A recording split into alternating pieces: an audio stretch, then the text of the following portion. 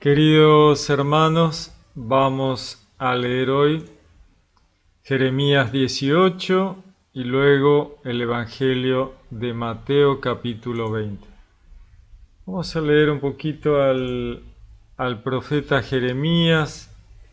Jeremías inicia su misión profética en el 13º año del rey Josías, alrededor del 627 a.C., y terminó en el 11º año del rey Sedequías, en el 586 a.C., con la cautividad de Jerusalén en el mes quinto. Durante este periodo Josías reformó la religión judía, Babilonia destruyó a Siria, Egipto impuso brevemente el estatus de vasallo a Judá, Babilonia derrotó a Egipto e hizo a Judá un vasallo de Babilonia en el 605 a.C. Judá se rebeló, pero fue subyugado nuevamente por Babilonia en el 597 a.C., ¿no? Y Judá se rebeló una vez más. Esta revuelta fue la final. Babilonia destruyó Jerusalén y su templo y exilió a su rey, y muchos de los principales ciudadanos en el 586 a.C., poniendo fin a la existencia de Judá como un reino independiente o casi independiente e instaurando el exilio en Babilonia. En este exilio, en esta deportación del pueblo de Judá, es que fue llevado Daniel, el profeta, siendo muy joven, con unos 17 años. Así que tenemos más o menos la idea de cuándo está hablándonos Jeremías para tener una idea de la situación que tiene que enfrentar este profeta, ¿no? Muy bien, vamos a leer. Palabra que fue dirigida a Jeremías de parte de Yahvé. Levántate y baja a la alfarería, que allí mismo te haré oír mis palabras. Bajé a la alfarería, y he aquí que el alfarero estaba haciendo un trabajo al torno. El cacharro que estaba haciendo se estropeó como barro en manos de alfarero, y éste volvió a empezar, transformándolo en otro cacharro diferente, pero mejor, como mejor le pareció al alfarero. Entonces me fue dirigida la palabra de Yahvé en estos términos. ¿No puedo hacer yo con vosotros, casa de Israel, lo mismo que este alfarero? Oráculo de Yahvé. Mirad que como el barro en la mano del alfarero, así sois vosotros en mi mano, casa de Israel. De pronto hablo contra una nación o reino de arrancar, derrocar y perder, pero se vuelve atrás de su mal aquella gente contra la que hablé. Y yo también desisto del mal que pensaba hacerle, y de pronto hablo tocante a una nación o un reino de edificar y plantar. Pero hace lo que parece malo, desoyendo mi voz. Y entonces yo también desisto del bien que había decidido hacerlo. Ahora pues, di a la gente de Judá y a los habitantes de Jerusalén, así dice Yahvé: mirad que estoy ideando contra vosotros cosa mala, y pensando algo contra vosotros. Ea, pues, volveos cada cual de su mal camino y mejorad vuestra conducta y acciones. Pero van a decir: es inútil, porque iremos en pos de nuestros pensamientos y cada uno de nosotros hará conforme a la terquedad de su mal corazón. Por tanto, así dice Yahvé: vamos, preguntad entre las naciones, ¿quién oyó tal cosa? Bien fea cosa ha hecho la Virgen de Israel. ¿Faltará acaso de la peña excelsa la nieve del Líbano? ¿O se agotarán las aguas crecidas, frescas, corrientes?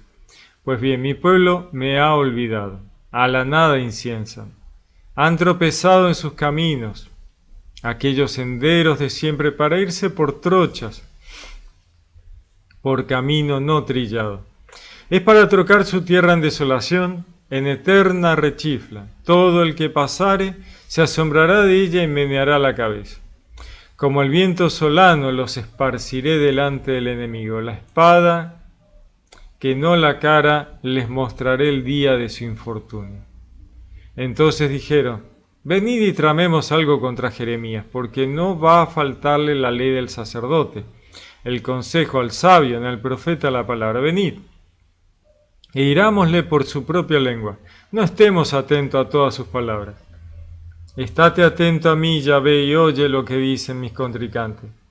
¿Es que se paga mal por bien? Porque han cavado una olla para mi persona. Recuerda cuando yo me ponía en tu presencia para hablar en bien de ellos, para apartar tu cólera de ellos. Palabra de Dios. Bueno, la situación, ¿no? La situación en que el pueblo hebreo se ha desviado, dice, inciensan, ¿no? Están prendiendo incienso a dioses extraños. Se han ido en pos de dioses inexistentes y han abandonado a Yahvé, ¿no? Y esto ya colma la medida, ¿no? Entonces dice Dios, le hablo a las naciones y atienden y se convierten, ¿no? Pero también vuelvo la espalda a las naciones que no, que no obran bien, ¿no? Entonces dice, yo también desisto del mal que pensaba hacerle cuando se convierten. Y cuando les quiero ayudar, les voy a ayudar si se portan bien, y no se portan bien, también me retracto y no los ayudo, porque se portan mal, ¿no? Entonces, la gente de Judá, los habitantes de Jerusalén, Dios le dice a Jeremías, andá y deciles, mirad que estoy ideando contra vosotros cosa mala y pensando algo contra vosotros. Volveos cada cual de su mal camino. Mejorad vuestra conducta y acciones, ¿no? O sea, les está advirtiendo a través del profeta Dios para que cambien y se conviertan. Dice, pero van a decir es inútil, porque iremos en pos de nuestros pensamientos y cada uno de nosotros hará conforme a la terquedad de su mal corazón. O sea, Dios ya sabe que el pueblo no va a cambiar, no va a escuchar, pero Jeremías tiene que ir y alertarlos, tratar de conversarlos, ¿no? Y no hay forma, ¿no? No hay forma. Entonces, Dios dice, mira, los voy a mandar, ¿no? Lo que pasó al exilio, ¿no? Voy a dejar que los invadan, voy a dejar que la espada caiga sobre ellos. Y el pueblo no quiere escuchar, ¿no? No le interesa porque le están diciendo portate bien, abandonar los dioses extraños, hacer las cosas bien. Y el pueblo no le interesa, no le interesa. Entonces dijeron, ¿no? Vamos a tramar contra el profeta, ¿no? Que siempre está hablándonos. Vamos a herirle en su propia lengua, no estemos atentos a sus palabras. Y entonces Jeremías le dice a Dios, es que se paga mal por bien, porque, ¿no? Jeremías dice, pero yo hice lo bueno, hice lo correcto, y esa va a ser la forma en que me van a pagar, porque están cavando un pozo para meterme, o sea, lo están por matar, ¿no? Le dice Jeremías a Dios, recuerda cuando yo me ponía en tu presencia para hablar en bien de ellos, para apartar tu cólera de ellos. Jeremías le dice a Dios, vos fijate, ¿no? O sea, me están queriendo matar cuando yo los defendí un montón de veces, ¿no? Tremendo, ¿no? Pobre Jeremías.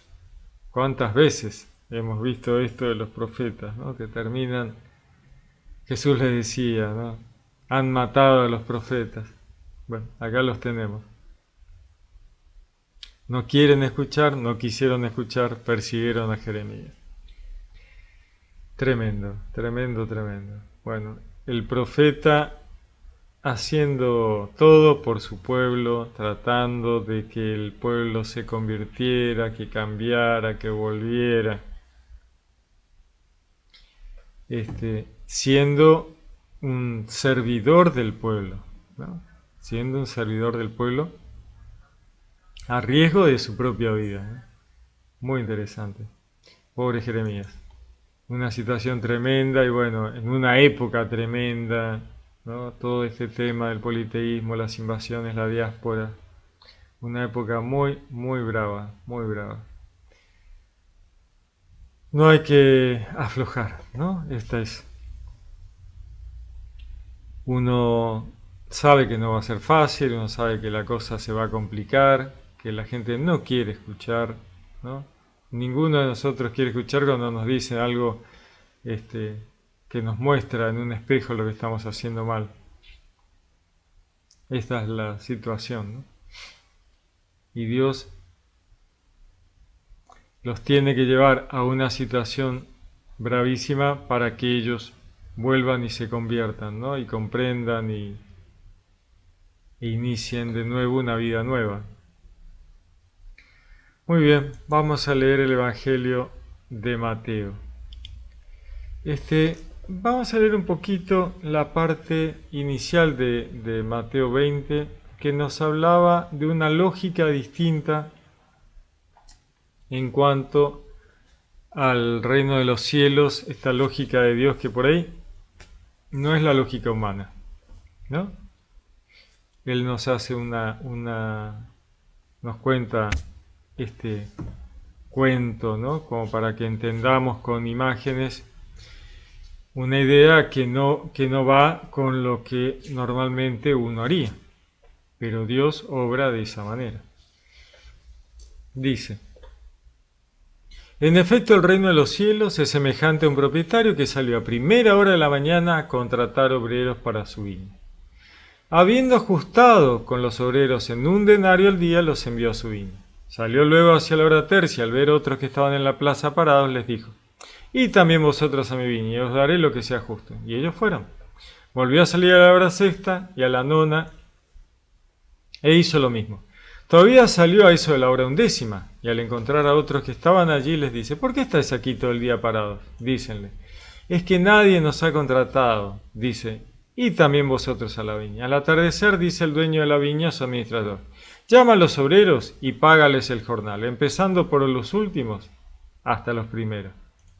Vinieron pues los de la hora 11 y cobraron 1 denario cada uno. Al venir los primeros, pensaron que cobrarían más, pero ellos también cobraron 1 denario cada uno, y al cobrarlo murmuraron contra el propietario, diciendo: estos últimos no han trabajado más que 1 hora y les pagas como a nosotros, que hemos aguantado el peso del día y del calor.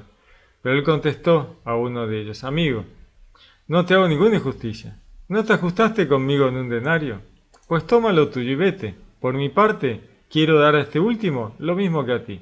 ¿Es que no puedo hacer con lo mío lo que quiero, o va a ser tu ojo malo porque yo soy bueno? Así los últimos serán primeros y los primeros últimos. Bueno, el reino de los cielos, ¿no? Y acá hay por lo menos, ¿no? Por lo menos dos situaciones que convergen en lo mismo. Por un lado tenemos el pueblo hebreo y el pueblo cristiano, el pagano convertido al cristianismo, ¿no?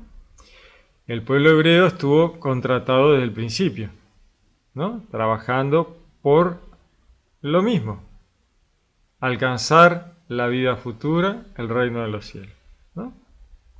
Y luego Jesús abre el juego al resto de la humanidad, al pueblo gentil. ¿Y a cambio de qué? La salvación. Alcanzar el reino de los cielos. Es exactamente lo mismo, ni más ni menos, ¿no? Y entonces, acá está como diciendo que los hebreos se quejarían o se quejan por recibir lo mismo que los paganos, que convertidos al cristianismo. ¿Cómo? Nosotros laburamos desde el principio, la pasamos mal en Egipto, acá, allá, y resulta que vamos a estar en el mismo lugar que los gentiles. ¿Cómo puede ser? No puede ser. ¿No? Y Dios dice: ¿por qué no? ¿Cuál es el problema? En realidad, qué es lo máximo? ¿No? El reino de los cielos. ¿Qué más querés? ¿No? Y ahora querés algo más, porque estuviste desde el principio. ¿No deberías ser bueno y ser servidor de los otros? ¿No? Los primeros serán últimos y los últimos primeros. Por esta lógica de: ¿querés ser alguien en el reino de los cielos? Tenés que ser un sirviente de tu hermano. Y el pueblo hebreo tiene que ser un sirviente, un servidor del pueblo cristiano, porque han allanado el camino para la llegada de los cristianos, ¿no? Así que, como sirviente, asimilá que sos un servidor del pueblo por amor, y entonces vas a pasar a ser el primero. Si no, serás último, ¿no? Los primeros serán los últimos serán primeros. También por este tema de que si el pueblo hebreo tuvo a Dios con él desde el principio, ¿no? Y los paganos no, los paganos siempre estuvieron a la deriva, así que han sufrido más también. Entonces el pueblo hebreo en un punto ha sufrido menos porque lo ha tenido a Dios y la promesa. Entonces ellos ya han tenido una esperanza mucho más grande. Ellos ya han estado disfrutando casi de un reino de Dios en la tierra, ¿no? Los paganos no, pues los paganos sufrieron mucho en ese politeísmo vacío. Así que ellos no tenían la esperanza de Dios como lo tienen los judíos. Así que ahora, cuando llegan los cristianos al reino de los cielos, son estos últimos trabajadores contratados que estuvieron todo el día esperando por Dios, ¿no? Y Dios al final llega y los lleva con él. Porque son los que más han sufrido, los que no han tenido el acuerdo con Dios. Y acá tiene este tema, ¿no? De que la lógica de Dios pasa porque el que más ha sufrido necesita ser atendido primero, ¿no? Y si vos querés tener un lugar importante al lado de Dios en el reino de los cielos, tenés que ser el más sirviente y el más servidor de todos, para que Dios te tenga más en cuenta y puedas estar en un lugar ayudando a los hermanos, ¿no? En un puesto de servidor del resto con responsabilidad. No es mejores vacaciones, sino un puesto de mayor responsabilidad, pero tiene que ser con la necesidad, con el espíritu de servicio, ¿no? Jesús vino a servir, ¿no es cierto? No vino a erigirse en un rey como Herodes, ¿no? Que mataba a todo el mundo y no estaba de acuerdo con él. No, Jesús es distinto. ¿Por qué? Porque la lógica de Dios es distinta, ¿no? Por eso dice, los últimos serán los primeros y los primeros serán los últimos. Los últimos en poder acceder a estar con Dios han sufrido mucho y entonces pasarán primero, ¿no? Los últimos en cuanto a ser servidores y esclavos del resto, digamos, ¿no es cierto? Con esa sumisión para poder ayudar al hermano, son los últimos, entonces serán primeros en responsabilidades, ¿no? Para seguir ayudando y sirviendo. Continúa. Cuando iba subiendo Jesús a Jerusalén, tomó aparte a los 12 y les dijo por el camino: mirad que subimos a Jerusalén, y el Hijo del Hombre será entregado a los sumos sacerdotes y escribas. Le condenarán a muerte, le entregarán a los gentiles para burlarse de él, azotarle y crucificarle. Y al tercer día resucitará. Entonces se le acercó la madre de los hijos de Zebedeo con sus hijos, y se postró para pedirle algo. Los hijos de Zebedeo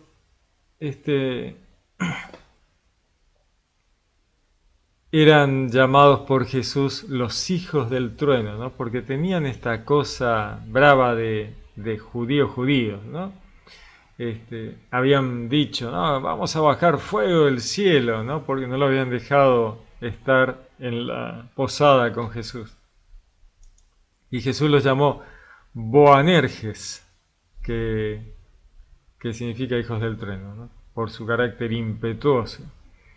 Dicen también, la tradición dice que también el padre de los Zebedeo se había puesto mal, se había enojado mucho porque todos se fueron detrás de Jesús, los hijos, Juan y Santiago, y la esposa, ¿no?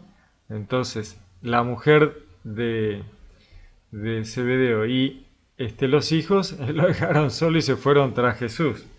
Por eso acá vemos en este momento en que están Jesús con los 12 y está la madre de Juan y de Santiago, ¿no? Y entonces él le dice la madre, se le acercó la madre del hijo de Zebedeo y se postró como para pedirle algo. Y él le dijo, ¿qué quieres? Como si Jesús no supiera qué quiere. Dícele ella, manda que estos 2 hijos míos se sienten, uno a la derecha y otro a tu izquierda en tu reino. Replicó Jesús, no sabéis lo que pedís. ¿Podés beber de la copa que yo voy a beber? Dícenle, sí, podemos. dícele, mi copa sí la beberéis, pero sentarse a mi derecha o a mi izquierda no es cosa mía el concederlo, sino que es para quienes está preparado por mi Padre. Interesante, ¿no? Que Jesús les dice, ¿van a poder beber la copa que yo voy a beber? La copa del martirio, ¿no? Se va a morir martirizado. Y ellos dicen, sí, podemos. Y entonces Jesús le dice, sí, la beberéis, la van a beber. O sea, sí. De todas maneras, Santiago sí es martirizado. Santiago es decapitado por Herodes. Pero Juan no. Juan muere de viejo, está en el exilio, ¿no? Allí escribe el Apocalipsis. Pero Santiago sí. Santiago muere mártir, ¿no? Es tremendo, ¿no? Dice, al oír esto, los otros 10 se indignaron contra los dos hermanos, mas Jesús los llamó y dijo, ¿sabéis que los jefes de las naciones las dominan como señores absolutos y los grandes las oprimen con su poder? No ha de ser así entre vosotros, sino que el que quiera llegar a ser grande entre vosotros será vuestro servidor. Y el que quiera ser el primero entre vosotros será vuestro esclavo. De la misma manera que el Hijo del Hombre no ha venido a ser servido, sino a servir y a dar su vida como rescate por muchos. Palabra del Señor. Bueno, volvemos a la explicación que él había dado antes con la parábola, el cuento, ¿no? Justamente esto, ¿no? ¿Querés estar primero, tener una responsabilidad del otro lado? Tenés que ser un servidor, un gran servidor, un enorme servidor, como dice él, el Hijo del Hombre, ¿no? Cuando se refiere Jesús a sí mismo, ¿no? No ha venido a ser servido, dice él, ¿no? Me encanta esto de que Jesús habla en tercera persona, ¿no? El Hijo del Hombre, porque él está hablando de un rol de la divinidad en la historia de la salvación, ¿no? Ese rol es el Hijo del Hombre, que no ha venido a ser servido, dice, sino a servir y a dar su vida como rescate por muchos para lograr la salvación, ¿no? Entonces, este hablar en tercera persona tiene que ver con que Él es el Verbo, es el Logos, la palabra de Dios, que está encarnada como humano en un rol de la historia de la salvación, un rol de la divinidad, ¿no? Que tiene que ver con el hombre, Dios encarnado, el Verbo encarnado como persona, a cumplir el rol. ¿Qué rol? El Cordero de Dios que quita el pecado del mundo, ¿no? Entonces dice, de la misma manera que el Hijo del Hombre no ha venido a ser servido, sino a servir y a dar su vida como rescate por muchos, ¿no? Jesús habla de su rol en tercera persona. Muy interesante. Bueno, este tema, ¿no? Queremos tener un lugar de responsabilidad en el reino de los cielos, vamos a tener que laburar acá, es ser servidores de los hermanos, porque los últimos serán primero y los primeros serán los últimos. La lógica de Dios que tiene que ver con el amor al prójimo, ¿no? El amor al prójimo, cuanto más amor al prójimo tenés, más lugar, más responsabilidad Dios puede darte para cuidar a los hermanos, otra vez, ¿no? Es así. Es así. No es cuestión de sentarse uno de cada lado en tronos y tener poder. No funciona de esa manera, ¿no? No para Dios. No para Dios. Muy bien. Les deseo unos lindos días. Que Dios los bendiga. Los saludo con gran afecto. Les habló Pablo Castro.